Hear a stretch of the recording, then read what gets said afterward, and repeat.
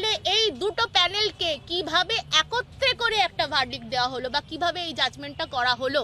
কারণ আরএলএসটি এসএলএসটির গেজেট আলাদা, আরএলএসটি এসএলএসটির রুল আলাদা।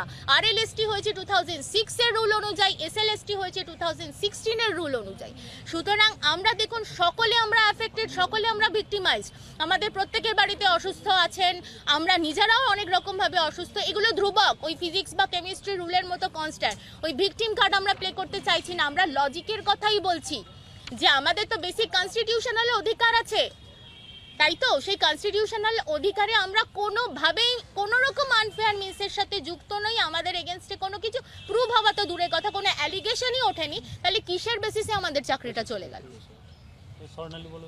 মানে তুমি মাঝখানে মাঝখানে বসো, বলো পয়েন্টগুলো বলাই হয়ে গেছে। আমি না তাও বলো, মাঝখানে বলো, তাহলে ক্যামেরায় সুবিধা হয়। দাদা একটু আস্তে আস্তে।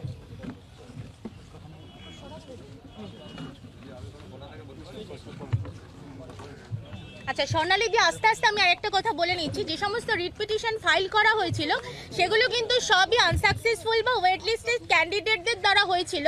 সেগুলো কিন্তু সবই তাদের প্রাইভেট ইন্টারেস্টের জন্য ছিল।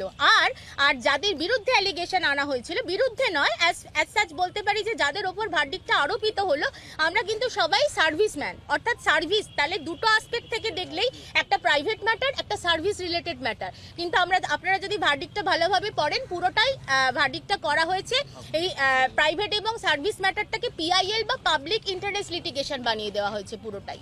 ঠিক আছে, এটাও আমি উল্লেখ করে দিলাম। হ্যাঁ, এবার আমার নাম স্বর্ণালী চক্রবর্তী, আমি কলসু উচ্চ বিদ্যালয়ের শিক্ষিকা ছিলাম। হ্যাঁ, আমার সাবজেক্ট বাংলা, 9-10 বাংলা। তো হ্যাঁ, মূল যে পয়েন্টগুলো আমাদের বলার ছিল, তো আমাদের স্যার এবং ম্যাম সবকটা পয়েন্টই প্রায় আলোচনা করে ফেলেছেন। আমি একটা ছোট্ট বিষয় বলতে চাই, যেটা ওএমআর ইস্যু বলা হচ্ছে যে ওএমআর ডিস্ট্রয় করে দেওয়া হয়েছে।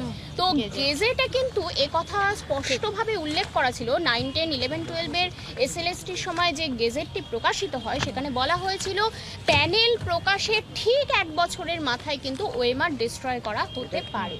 তো সেই জায়গা থেকে ওএমআর যদি ডিস্ট্রয় করা হয়েও থাকে, তাহলে সেখানে কোনো ভুল নেই।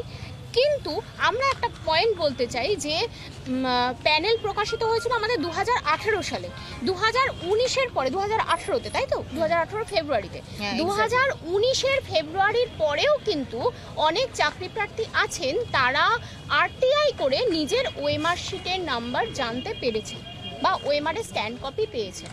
তার মানে আমরা ধরে নিতে পারি যে তার প্রুফ আমাদের কাছে আছে। তার মানে আমরা